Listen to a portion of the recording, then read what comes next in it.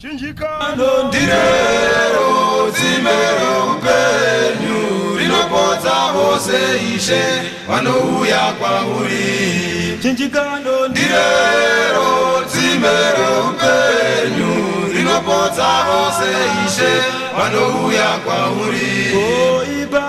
Ipapo Jesu ndichakuudza kusvikira ikweyo ndichimurumbidza. Ipapo Jesu ndichakuudza kusvikira ikweyo ndichimurumbidza. Ipapo ndanga ndichichema nenyasha ipapo pandakazofara. Ipapo ndanga ndichichema nenyasha ipapo pandakazofara. Ipapo Jesu ndichakuudza kusvikira ikweyo ndichimurumbidza. Ipapo Jesu ndichakuudza kusvikira ikweyo ndichimurumbidza. Ipapo tsitsi dzenyuru dzinondibatsira iwo kuifunga kwazvo.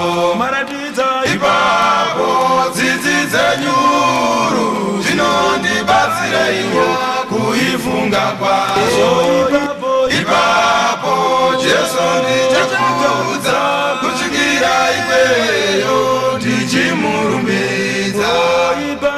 Ipapo Jesu ndichakuudza kusvikira ikweyo ndichimurumbidza. Ipapo ndanga ndichichema nenyasha ipapo pandakazofara. Ipapo ndanga ndichichema nenyasha ipapo pandakazofara. Ipapo Jesu ndichakuudza kusvikira ikweyo ndichimurumbidza. Ipapo Jesu ndichakuudza kusvikira ikweyo ndichimurumbidza. Ipapo tsitsi dzenyuru dzinondibatsira iwo kuifunga kwazvo. Ipapo tsitsi dzenyuru dzinondibatsira iwo kuifunga kwazvo. Zita rakanaka ndoda kuimba, zita ratenzi wangu, zita rakanaka. Zita rakanaka ndoda kuimba, zita ratenzi wangu, zita rakanaka.